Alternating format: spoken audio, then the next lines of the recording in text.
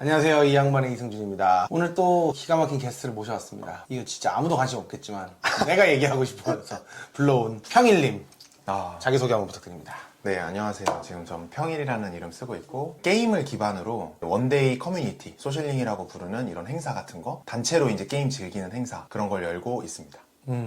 평일님이 근본이 보드게임이에요. 맞아요. 그리고 사실 지금 하는 것도 보드게임의 연장선. 연장선이긴 맞아요. 하니까 그래서 저는 사실은 지금 하시는 것보다는 이제 보드게임에 대한 관심이 많은 오타쿠니까 보드게임이 돌아가는 흐름과 문화에 대한 관심이 네. 많아서 주제를 저희가 어떻게 잡았냐면 보드게임은 디지털을 등지고 어떻게 발전하고 있는가 이런 것들. 근데 요게 지금 그 평일 씨가 하는 거랑 좀 연계가 되긴 돼요. 많이 돼요. 맞아요. 그래서 좀 모셔가지고 얘기를 해볼까 해서 이렇게 또 초대를 했습니다. 네. 저랑 어떻게 알게 됐죠?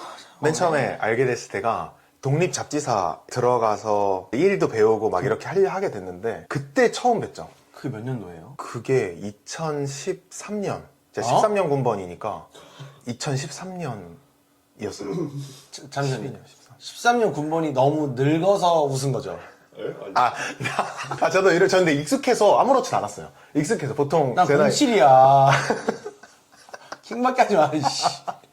알겠습니다. 네. 어쨌든. 네, 갑자기 왜 이렇게 울컥하는 갑자기 뭔가가 있어가지고. 맞아요. 네. 40을 앞둔, 목전에 앞둔 사람으로서. 네. 그, 포토그래퍼 중에 김래호라는 친구가 있었는데, 지금도 있죠. 그렇죠. 그 친구가 소바지라는 독립 잡지를 만드는데 저는 그 친구랑 사무실에 같이 있으면서 URR이라는 또 전설의 브랜드 으르렁이라는 또 나중에 엑소가 저희를 아무런 연관 없이 쓰긴 했지만 어쨌든 그 제가 패션 브랜드 할 때 옆에 독립 잡지 하는 사람들이 있었어요. 근데 거기서 되게 많은 사람을 만났어요. 제가 그 중에 한 명이고 궁금한 게 그때 이제 제대한 정체성이 없는 사람이었잖아요. 맞아요. 근데 왜 갑자기 그 독립 잡지를 모았어요? 그때가 딱 이제 제대하고 나서 사회에 나오고 나서 제가 대학을 안 갔다 보니까 대학을 안 갔을 때 처음에는 그냥 뭐 이것저것 하면 되겠지 했는데 우리나라가 대학이 되게 당연한 시대잖아요. 그래서 뭐든지 대학생이어야 할 수 있었어요. 당시에. 그때 좀 그랬네. 그래서 이거 나 어떡하지? 이렇게 하다가 인터넷 막 이렇게 찾아보는데 꿈과 열정만 있으면 같이 한번 아트 만들어 보자 이런 글을 보고 그럼 여기 가면 되게 재밌겠다 해가지고 이제 찾아오게 됐죠. 근데 근데 누가 썼을까? 그 글은 아마 네오 형이 쓰지 않았을까요? 네오 오케이. 형이나 아마 수진 누나나 이렇게 썼을 것 같은데 근데 들어가서 되게 놀랬던 게 이렇게 딱 지하 이렇게 들어가는데 오른편에 형님 계셨는데 전 너무 인상이 강렬해서 그때 헤어스타일 되게 강렬하시잖아요. 저 빅뱅 is back, incredible 이거였거든요. 이렇게 여기만 이렇게 모이칸으로 되게 기르시고 양쪽에 이렇게 다 이렇게 미셔가지고 근데 이렇게 넘겼어. 그래서 와 이거다 이게 예술이고 이게 독립 또할 것 같아. 그래서 제 어린 마음에 그때 이제 아무것도 더 모르고 하니까 그때 형님이 URI 그 옥스퍼드 셔츠를 주셨어요. 이것이 이거 하나 선물 줬어. 입었어요. 그래가지고 되게 따뜻한 형. 옷 주면 따뜻한 형이니까. 그래서 되게 좋았다. 그랬어요. 그렇게 해서 에디터로 들어왔던 거예요. 맞아요. 막내, 완전 막내. 근데 사실 아무것도 안 해봤으니까 맞아.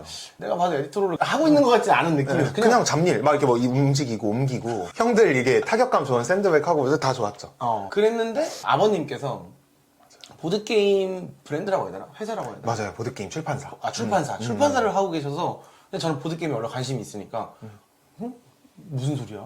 사실 보드게임 출판사를 하는 아버지를 두는 아들 잘 보기 어렵잖아요. 와, 맞아요. 거의 없잖아요. 거의 없어요. 네, 맞아요. 보드게임 코리아 사장님 아들 정도. 네, 맞아요. 그래가지고 너무 놀라워가지고 이제 막 이거저거 묻게 되고 그러면서 이제 가져와서 보드게임을 하게 하고. 해주고 네. 그리고 막 거기서 이제 헬프미라는 게임도 하고 막 그랬죠. 맞아요. 그랬어요. 그래서 약간 민우 씨 히스토리를 약간 좀 알려줘요. 좀 희한한 사람이잖아. 전 너무 희한했던 게 고등학교 때 아버지께서 과학 교구, 수학 교구 같은 거 이렇게 파셨어요. 블록이랑 막 이런 거. 근데 그거를 그대로 판매할 때 저는 학생이었으니까 학생 입장에서 반응이 안 좋을 것 같다. 이게 교사가 사든 부모님이 사든 사실 텐데 학생이 좋아해야 실제 실수요자가 좋아해야지 이게 팔릴 것 같아서 어릴 때 보드게임 좋아했으니까 아버지 이거 보드게임으로 만들어서 파시는 게 어때요? 이렇게 이제 하셔서 아버지가 그러면 그럼 네가 한번 만들어봐. 이래가지고 이제 당시에 큐피드라는 막 카드로 막 뭐 블록 교환하면서 하는 막 보드게임을 만들었었어요. 고등학교 때. 네, 고등학교 때. 그래서 이제 그 룰을 만들어서 아버지 이렇게 하면 재밌을 것 같아요 했는데 저희 둘 다 모르잖아요. 출판에 대해서. 그래서 이제 아버지가 막 이제 다음 카페나 막 이런 데 찾아보신 거예요. 그때 이제 굉장히 작게 보드게임 창작자 모임이 있었는데 다음 카페에 있어서 거기 이제 정모도 나가시고 그래서 거기서 지금 이제 정말 훌륭한 작가진들 지금 되게 해외에서 이제 이름도 많이 알리시고 그런 분들이 다 모여 계시는 산실이었죠. 그때가.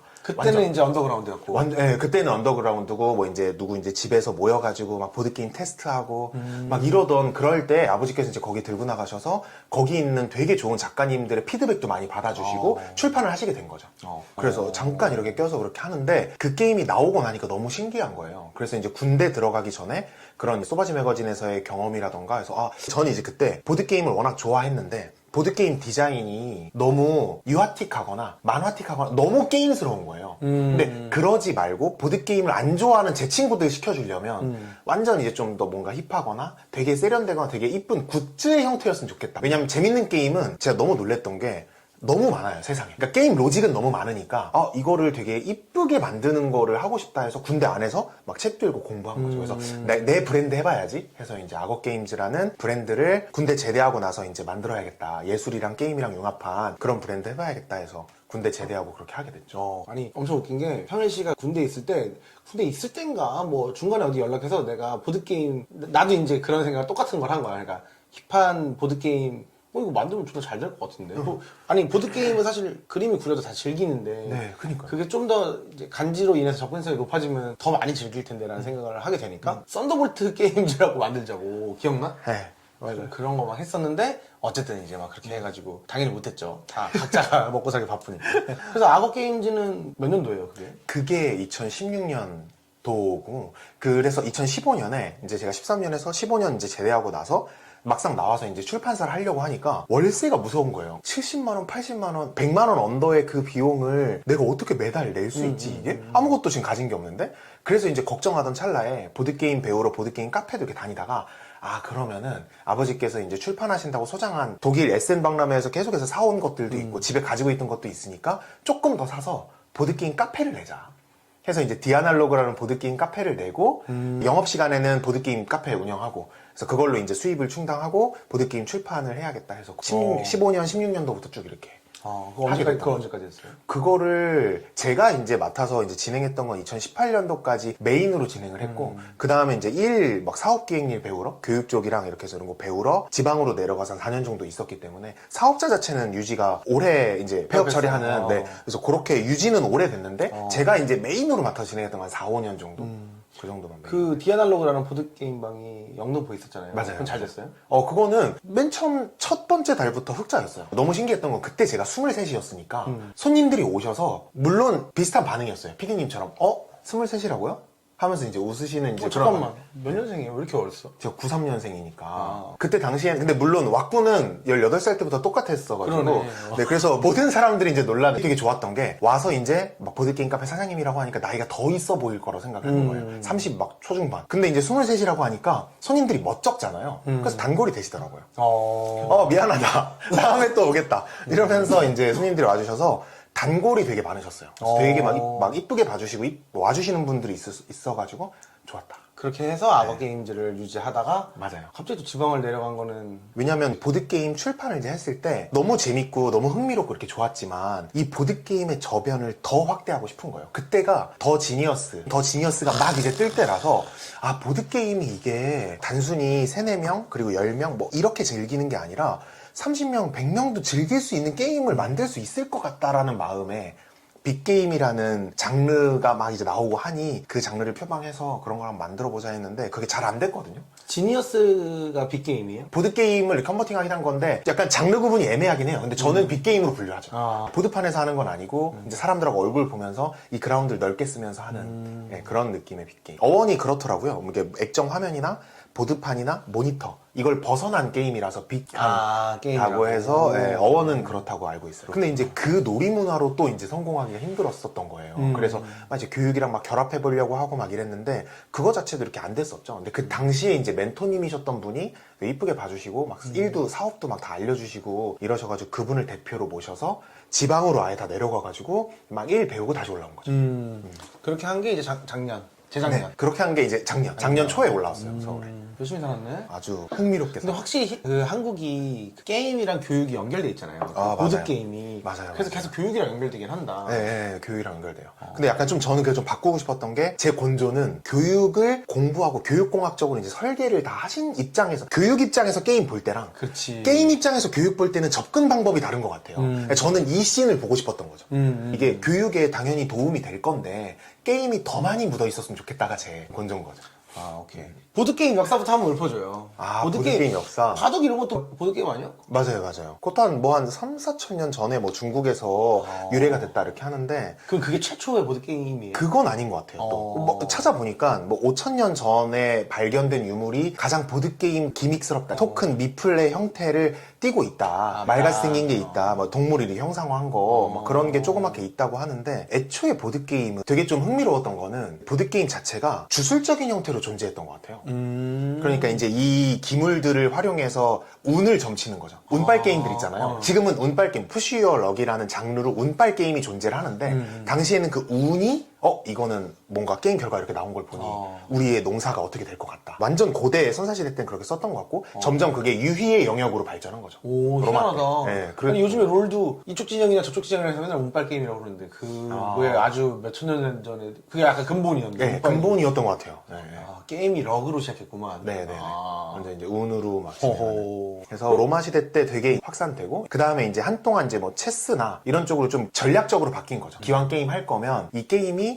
우리 전쟁이나 전략 공부도 같이 겸하자 이런 걸로 해서 이제 바둑이나 체스, 뭐 체커처럼 추상 전략 게임들 운적인 요소 없이 전략으로 승부하는 지력을 기르는 그런 게임의 용도로 됐다가 한 기원 후 그러니까 서기 한 600년 정도 됐을 때 그러니까 완전 초창기 때 애들 교육용으로도 쓰고. 그때 뱀주사위 게임을 썼대요. 어디 이렇게 마을 도착하면은 거기 도착한 칸에 사다리가 있으면 위로 올라가요. 그거를 애들 교육용으로 쓴 거예요. 아, 이미 다 있었네. 네, 쭉 이렇게 있다가 역시 인간의 문명이란. 근데 이제 제지 문화가 발달하면서 우리가 아는 보드게임 씬이 확 커진 거죠. 카탄 막 이런 거 나오고 종이 타일이랑 이런 게 되니까 넣을 수 있는 정보량이 많아진 거예요. 글자도 막 빼곡하게 쓸 수 있고 그치. 그림 화려하게 넣을 수 있고 하니까 그러면서 이제 굉장히 유럽에서 크게 리드를 발전했군요. 엄청 크게 발전했죠. 미국이랑 유럽에서 확 이렇게 리드를 했죠. 아니, 사실 아까 얘기했던 것 중에. 네. SN 막 이런 것도 있었잖아요. 저는 이제 패션을 했으니까 막 제가 지금은 온라인 세상에서 그런 게 없었는데 막 4대 패션 박람회 막 이런 거 있었어요. 음악도 박람회가 있고 에스파 음악 있잖아요. 그 넥스 레벨. 네네. 이거랑 그 SES 저스트 필인가? 막 그거를 이수만이 미뎀인가? 음악 박람회 가가지고 너무 좋아해가지고 한 번 사고 막 그렇게 해서 했대요. 네네. 그리고 패션도 그런 거 엄청 많고 막 별게 다 있었단 말이에요. 근데 이제 점점 없어지지만 네. 어떻게 보면 그리고 이제 스트릿 이런 거에서는 컴플렉스 콘이 약간 비슷한 거고 근데 이제 SN이 세상에서 제일 큰 보드게임 박람회 저는 알고 있는데 네, 저도 맞아요? 그렇게 알고 있어요. 지금은 또 이제 잘 모르겠는데 뭐 프랑스 박람회가 더 크다, 도쿄 게임 마켓도 되게 크다라고 이제 얘기를 하는데 명불허전이죠. 약간 전통적인 예전부터 예로부터 쭉 그렇게 했던 정통파구나. 네, 정통파. 왜냐면은 그때 슈필이라는 게임상 올해의 게임상이 있어요. 약간 고티처럼 보드게임의 그 슈필이라는 엄청난 권위 있는 슈필. 예, 슈필. 네, 슈필이라고 슈필이 독일어로 게임일 거예요. 그래서 게임상 그냥 그 올해의 게임상이 있는데 그게 이제 독일에서부터 출발을 했기 때문에 독일에서 굉장히 보드게임 씬을 리드했었죠. 그러다 보니까 독일 이제에서 열리는 1, 2월에 열리는 뉴렌버그 박람회는 기업 대 기업 간 비즈니스 하는 곳이고 그다음에 이제 일반 유저들한테도 공개된 완전 축제 보드게임 축제는 10월에 열리는 SN페어. 그럼 거기 가봤어요? 가봤죠. 몇 번 가봤어요? 한 번만. 어땠어요? 막 놀 게 졸라 많아?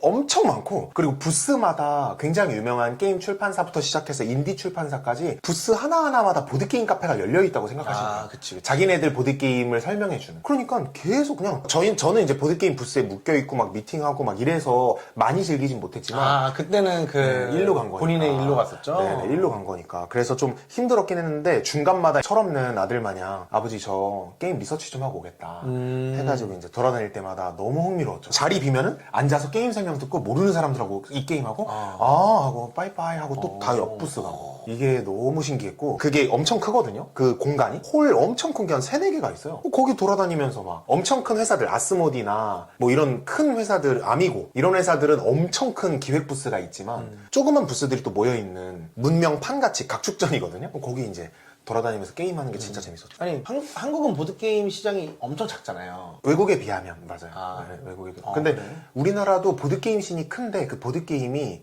교육용 보드게임까지 포괄하기 때문에 아. 크게 산업에서는 집계가 되나. 음. 근데 제가 좋아하는 그런 게이머스 게임은 예전에 비해서는 정말 많이 커졌고, 정말 커졌어요? 아까, 네, 정말 커졌고, 아까 이제 우리 피디님께서도 막 테라포밍 마스 이런 게임을 친구 통해서 해볼 정도로 저변이 많이 넓어지곤 있어요. 근데 이제 그게 해외 시장만큼 메인스트림으로 막 보드게임 막 집집마다 즐기고 이런 거는 조금 아직 아닌 것 같아요. 보드게임 아직 막 할리갈리밖에 안 해보신 분들도 너무 많고 그래가지고 그런 분들 할리갈리 했으면 됐지 뭐.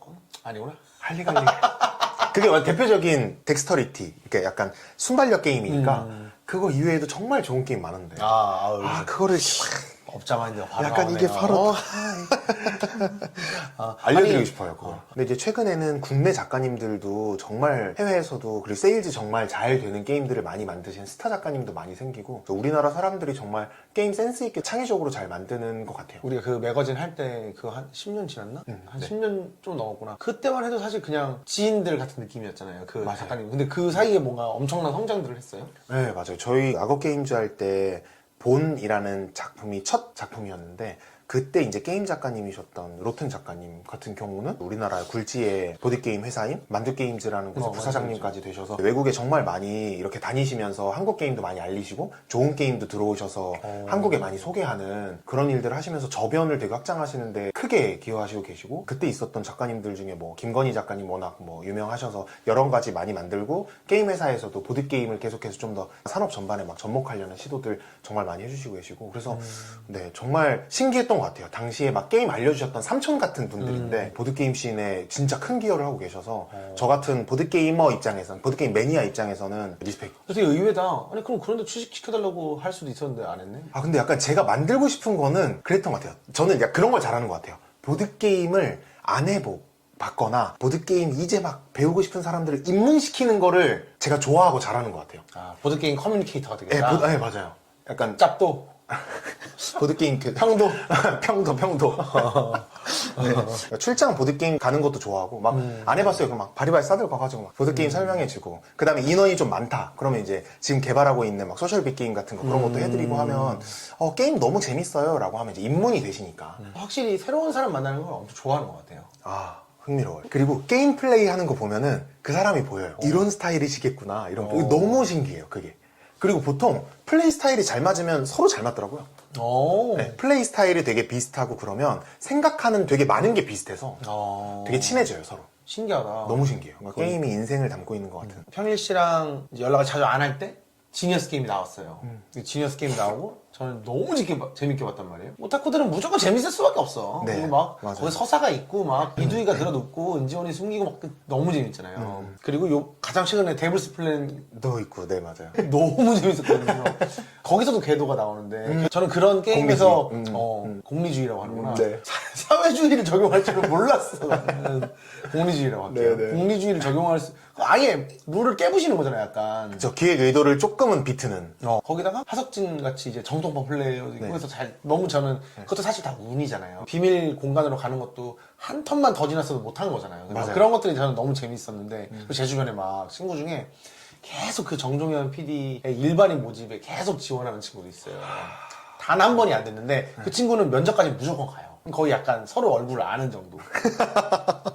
그 친구가 저희 이 이명반 채널에도 나왔었어요. 그 기문이 200원이라고. 근데 그거 보면서 무슨 생각했어요, 처음에? 저는 딱 평일 씨 생각이 나더라고요. 처음에 더 지니어스를 봤을 때 제가 그때 한창 막 보드게임 탐닉하고 있었을 때기도 하고 그래서 좀 더 게임을 타이트하고 더 이렇게 만드실 수 있을 것 같은데 라는 어떤 매니아로서의 아쉬움? 약간 그런 그 찐 고인 그런 느낌이 있었는데 그게 저도 이제 보드게임 씬에 있다가 사업기획도 해보고 이것저것 해보고 이렇게 하니까 어떤 특징적인 걸 깨달았던 거는 정종현 PD님께서 만드시는 그런 게임 예능들은 시청자가 더 재밌어야 되기 때문에 게임의 기획 방법이 슈퍼 플레이가 가능한 누가 한 명이 엄청난 플레이로 이걸 압살할 수 있는 이런 플레이 양식을 지향하시고 그리고 중간중간마다 숨겨진 비밀들 있잖아요 게임마다 그런 게임들을 만드시는 것 같아서 제가 생각했던 게임이랑 다르구나. 그래서 그 부분에 대해서 되게 더 리스펙하게 됐던 것 같아요. 보드게임 같이 머리 쓰는 걸 바탕으로 현실로 상상만 하던 거야. 아, 이거 모아서 카이지 게임 같은 거 이런 거 해보면 재밌지 않을까. 그런 거를 현실로 만들어냈다는 거에서의 리스펙이었는데 나중에는 게임 예능이라는 이 신시장을 개척하면서 그 문법을 만드신, 게임은 이렇게 만들어야 시청자가 좋아하시고 저도 되게 흥미롭게 봤을 정도로 그런 거를 개척하신 분이라서 더 리스펙하게 됐던 그런 것 같아요. 그래서 제가 지금 만드는 게임은 결이 좀 달라졌던 게, 제가 확실해졌던 게, 게임 예능에서의 게임들은 시청자를 위주로 만들 수밖에 없잖아요. 근데 저는 게임을 실제로 돈을 내고 하러 오시니까, 제 빅게임을 하러 오시니까 참가자가 너무 재밌어야 되는 거예요. 그래서 일방적인 슈퍼플레이보다는 어떻게 효율적으로 연합을 구성해서 연합 간에 어떻게 거래를 하고 좀 더 정치적이고 좀 더 사회적인 소셜 활동이 중요한, 커뮤니케이션이 중요한 그런 게임들이 제가 만들고 있는 게임인 것 같아요. 최근에 데블스 플랜 나왔을 때 엔젤스 플랜이라고 팬메이드 컨텐츠처럼 99명을 모아서 게임을 했었어요. 게임 행사를 열었었는데 이제 그때 깨달았죠. 피디님께서는 이렇게 만들어 오셨구나. 근데 제가 지향하는 건 이런 거구나. 그래서 좀 뚜렷해졌구나. 좀 그때. 뚜렷해졌어요. 너무 신기했어요. 그러면은 그놈의 그 평일 씨가 하고 있는 그놈의 빅게임이 뭔지 네. 그냥 빅게임도 아니잖아요. 네. 한번 설명해 줄 수 있어요? 아, 지금 제가 하고 있는 거는 소셜 빅게임이라고 그냥 저 혼자, 저희 팀끼리 장르. 밀고 있어요. 어떤 느낌이냐면 예전에 빅게임은 정말 넓은 의미의 장르고, 제가 생각하는 소셜 빅게임은 모르는 사람들끼리 와서 더 친해지는 게임이에요. 그래서 30명, 60명, 뭐 90명까지는 테스트를 해봤고, 페스티벌 같은 데 오면 몇천 명은 기본이고 몇만 명까지도 오잖아요. 근데 그분들은 이미 공통의 관심사를 공유하고 있는 거거든요. UMF를 갔으면 일렉트로닉 되게 좋아하고 DJ 파티 좋아하는 사람이고, 그럼 여기 온 사람들은 대부분 다 그런 걸 좋아하는 사람인데 이들끼리 왜 친해질 수가 없을까? 그걸 게임으로 엮고 싶은 거죠. 그래서 몇만 명이 즐기는 게임, 몇십만 명이 즐기는 게임을 만들어 보고 싶은 게 소셜 빅게임의 장르의 비전인 것 같아요. 그러면은 그 30명짜리 혹은 60명짜리 게임 어떻게 하는 건지 한번 설명 한번 해줘요. 왜냐면 네. 아예 상상도 안 될 것 같아. 맞아요. 예를 들어서 이제 저희가 지금 진행하는 소셜 빅게임은 약간 특징이 웹으로 진행을 하거든요. 그래서 약간 하이브리드예요. 저희가 이제 얘기할 보드게임이 어떻게 디지털과 접목이 되고 그런 거랑도 굉장히 맞닿아 있고, 저희가 그 간극을 메꾸고 있다고 생각을 하는데, 예를 들어 보드게임에서 제가 하고 싶은 건 이런 거였거든요. 마피아 게임 하는데 어떤 특정 조건이 되면, 예를 들어 마피아 수가 뭐 1명으로 줄어들면 갑자기 형님 직업이 변하는 거예요. 근데 이게 보드게임에선 불가능하잖아요. 제가 진행자인데 형님이랑 카드를 교환해주는 순간 저분 카드 바뀌었다. 이러니까 이게 불가능한 거라고 생각을 했거든요. 예를 들자면. 근데 만약에 우리가 웹툴로 진행을 하면 어떤 특정 컨디션일 때 형님 화면만 띡 이렇게 바뀌어서 새로운 옵션이 생겼네. 이런 게 가능한 거라서 그런 걸 이제 적극 활용하고 있죠. 저희가 진행했던 것 중에 되게 재밌는 라인업은 불면증 마피아라는 라인업이 있는데, 그거는 이제 잠자는 사람이 없어요. 그러니까 마피아랑 똑같은데 밤이 되었습니다 이게 없어요. 5분 10분 뒤 얘기하면서 동시에 투표를 해요. 시민도 시민 투표하고 경찰도 경찰 투표, 의사도 의사 투표. 그렇게 해서 해가지고 투표를 많이 받으면 죽어요. 그걸 이제 20명이 같이 즐길 수 있죠, 마피아를. 그러면 20명이 다 같이 대화하기는 어렵잖아. 다 같이 대화하는 거죠. 다 같이 한데 모여서 대화도 하고, 막 저쪽 가서 막 밀담도 하기도 하고, 막 이렇게 하면서. 밀담을 해? 네. 지니어스 게임이나. 네, 지니어스 게임이나 그런 데블스 플랜처럼. 네네네. 그렇게 하면서 하면 이제 저희들이 왜 밀담하지? 저기 마피아인가? 이렇게 이제 우리가 막 정치도 하고 이렇게 할 수 있는 라인업이 있고, 더 정치가 심해지는 게임이 되겠네. 네, 정치가 더 심해지는. 그래서 저도 이제 정확히 형님께서 파악하신 것처럼 처음 만났는데 정치가 심해지면 형님하고 소통을 많이 할 수밖에 없잖아요. 거기서 오는 관계성에 저는 너무 재밌는 거예요. 2시간 정도 되는 게임이 끝나고 나면 처음에 엄청 대면대면 하시죠. 아이스 브레이킹 해도. 그치. 근데 연습만 하면서 확 풀리고 끝날 때 되면 술을 먹지 않아도 술 먹은 것처럼 친해지는, 그게 전 너무 뿌듯한 거예요. 근데 그러면은 진짜 싸우고 그러지도 않아요? 물론 그렇게 과열되면 진행자로서 좀 다운을 시키거나 하는데 대부분은 그렇게 막 진심으로 막 그렇게 하시는 분들은 있긴 있겠지. 네. 근데 또 이제 웃긴 건 이게 사회잖아요, 하나의. 사회적 압력이 작용해요. 누가 되게 빡겜을 한다. 저 사람 이렇게 빡겜하는 거야. 죽이지, 그냥 죽여야겠다. 그러면 아가리가 다. 네. 그래서 불면증 마피아에서 특이한 건 죽으면 형님이 유령이 되거든요. 유령이 되면 형님 표가 다 사라지고 가지고 있는 투표권이나 이런 게 다 사라지고 딱 한 표만 남아요. 그런 것들을 저희가 낼 수 있어요. 죽어도 할 수 있게. 아직 한 걸 남았다를 해줄 수 있게. 그러네. 탈락되면 형님이 떨어져서 핸드폰 하고 있잖아. 네. 탈락해도 정체가 공개 안 되니까 계속 참여해요. 그래서 게임 후반이 되면 될수록 한 표 한 표가 소중해져서 빌딩이 이렇게 되는 거죠. 그러니까 처음엔 당연히 죽으면 흥미가 조금은 떨어지죠. 당연히 내가 죽었으니까. 근데 후반 갈수록 내 한 표가 중요하니까 이게 좀 이제 진행이 돼요. 아주 신기하다. 네. 그러면 그 20명을 뭐 아까 90명 돼봤다고요? 네. 그걸 도대체 어디서 모아요? 그게 지금은 이제 뭐 저희 인스타그램 채널도 있고 네이버 스토어도 있고 이렇게 해서 티켓을 모으기도 하는데 메인으로는 문토라는 플랫폼, 프립이라는 플랫폼 이런 플랫폼들에서 나는 진짜 한 번도 안 써봤는데 네. 그게 아주 난리더라. 네. 사람들이 많이 너무- 하더라고. 네, 많이 하시더라고요. 거기서 막 여자친구 만나고 막 그 남자친구 만나고 이런다고. 아주 뭐 제 게임이 거의 사랑방 아, 에? 아, 그냥 만나는 거 어색하게 게임하면서 만나겠다는 건가? 그런 건 아닌데 이제 다들 해보시면 보면은 보드게임 좀 좋아하시거나 지니어스나 데빌스 플랜 너무 좋아하셨던 분들이 많이 오세요. 일단 관심사가 같죠. 일단 관심사 같은 상태에서 게임하면서 엄청 소통하니까 빨리 친해지고 찐친들도 되게 많이 생기는데 연인도 많이 생기는 거예요. 그래서 이제 제 거에 이제 오시다가 가끔 이제 안 오세요. 그럼 만나고 있는 그들끼리 만나고 있는. 이제 이게 필요 없는. 네. 그러다 이제 뭐 헤어지면 다시 오실 수도 있고 찾아주시면 되니까. 아, 그렇구나. 네. 90명도 그렇게 했어요? 99명 게임은 또 다른 게임 라인업이었는데 그때는 이제 바이너리라는 게임을 했었어요. 되게 그 이진법. 이진법. 네, 이진법 게임인데 제가 2013년 15년 때 보드게임 동호회도 운영했었는데 태그라고 그 태그라는 동호회에서 했던 라인업 중에 하나예요. 그래서 다른 형님이 개발하신 그거를 가지고 컨버팅을 한 건데 이진법 숫자 맞추는 거예요. 동점자가 많이 나오게끔 그리고 팀별로 시드 넘버가 엮이게끔 그렇게 해서 게임을 설정을 했었어요. 왜냐면 방송에서는 한 명이 1위가 딱 나오는 게 멋이잖아요. 근데 소셜 빅게임에서는 이들이 참가했기 때문에 승리자가 많아야지 재밌지. 저는 그렇게 보편화하는 편이에요. 한 명이 막 다 가져가고 이런 거는 제 게임에서 좀 지향하죠, 좀. 지면 노잼이야. 네, 그래서- 이겨야 예스잼인 게 네네네. 기본이니까. 네, 기본이니까 저는 이게 좀 그렇게 더 나눠주는? 신기하다. 그것도 그럼 온라인으로 이렇게 뽑는구나. 맞아요. 온라인으로. 그래서 99명이 다 돌아가서 막 저기서 정치하고 뒤에서 따로 얘기하시는 팀도 있고 흩어졌다가 모였다가 했는데 시간만 딱 가고 있으니까. 그 사람들은 다 반응이 좋았어요? 네. 좋았던 것 같아요, 저는. 99명도 문토로 보았어요? 네. 문토로 99명이 뭐요? 그래서 저도 신기해가지고 막 그때 문토에서 엄청 많이 좀 이렇게 되게 이뻐해주고 관심도 많이 가져주고 하셨죠. 문토 자체에서 좀 밀어줬구나. 네. 밀어줬다기보다는 되게 이제 관심 많이 가져주시고 이쁘게 봐주셨어요. 그래서 이제 밀어주셔야죠, 이제.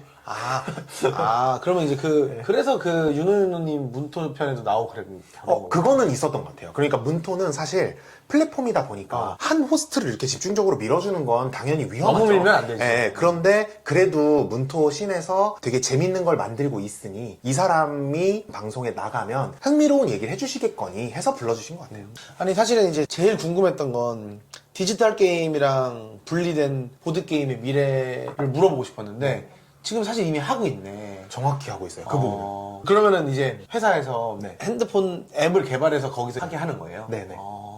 당연히 보드게임들이 많이 기술적으로 접목을 해요. 특히나 요새 이제 인기를 많이 끌고 있는 장르가 형님 TRPG 있잖아요. 던전 앤 드래곤 해가지고 이렇게 하는 거. 그게 되게 약식 버전으로 나온 그거랑 크라임씬. 범죄자가 이제 있고 스토리가 있어서 한 판밖에 못하지만 몰입도가 되게 높은 그 장르랑 이렇게 합쳐지면서 일본 쪽에서는 크라임씬을 머더 미스터리라고 하는 살인에 대한 이게 미스터리라고 하는 그 머더 미스터리라는 장르가 따로 있어요. TRPG의 그 롤플레이, 룰들을 조금 롤플레이. 가지고 와가지고 그거를 판타지가 아니라 살인 현장으로 조지는구나. 네. 물론 판타지 세계관도 있고 뭐 SF 세계관도 있고 세계관은 엄청 많은데 하나의 장르가 신설이 돼버린 거예요. 그리고 12면체 주사위 갖고 하는 건 똑같아. 그거를 쓰는 것도 있고 안 쓰는 것도 음. 있는데 보통은 많이는 안 쓰는 것 같아요. 되게 약식으로 바뀌었어요.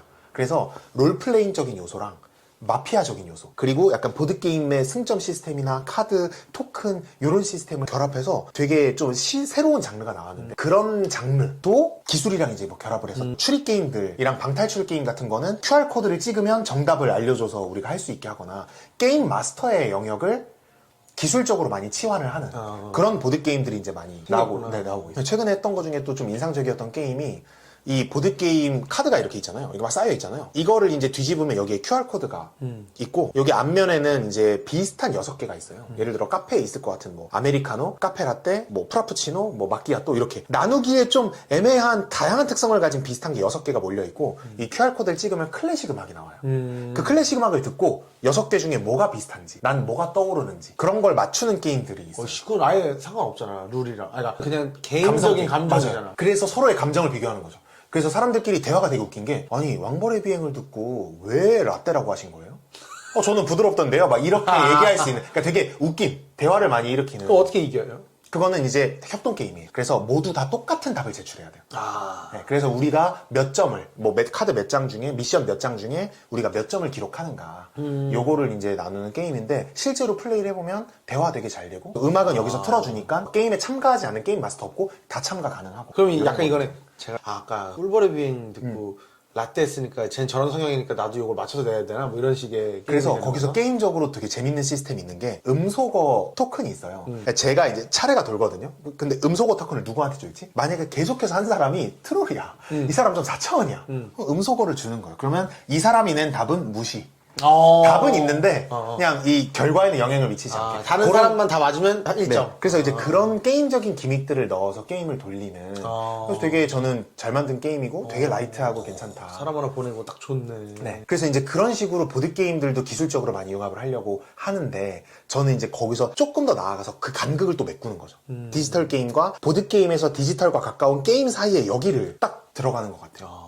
그럼 평희 씨가 하는 그 보드게임 회사 이름이 뭐예요? 지금 그 회사 이름은 소셜 빅게임. 네, 소셜 빅게임의 장르를 하고 있는 거는 쇠빙선 청년들이라는 회사 이름은 그렇고요. 쇠빙선 청년들. 지독하게 이름 진짜 멋있죠? 아니 구려. 진짜 멋있잖아요. 왜냐면 이게 얼음 사람 사이에 얼음을 부시는 그래. 아니 알겠어요. 뜻은. 청년들 너무 멋있지 않아요? 근데 이제 브랜드 이름 저희 이제 소셜 빅게임 그치, 브랜드 브랜드 이름은 소빅. 그래. 잘 그게 낫지. 요한 형제들 배민 있는 것처럼 쇠빙선 청년들 소빅. 야 지독하다. 그 옛날에 레원이랑 누구랑 했던 그 쇠빙선 뭐 그 있지 않았어요? 그 노래? 그래요?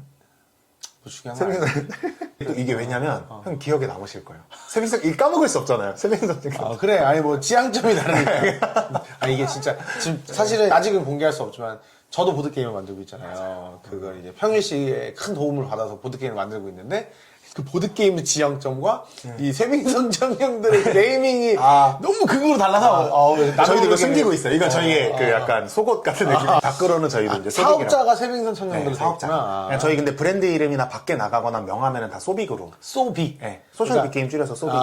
귀엽게. 이렇게. 오케이. 괜찮네. 싱크빅 같은 느낌이. 네네. 약간 그걸 받는다고? 알겠어요. 그렇구나. 아니, 사실은 제가 아는 사람 중에 저만 흥미로울 수 있는데 되게 흥미로운 사람이고. 근데 사실 그걸로 지금 돈 벌고 있어? 돈 벌려? 밥 먹고 사는 거지? 이거 셔츠도 그걸로 산 거야? 네, 그걸로 맞아요. 돈 벌고. 맞아요. 그럼 됐지. 많은 분들의 관심으로.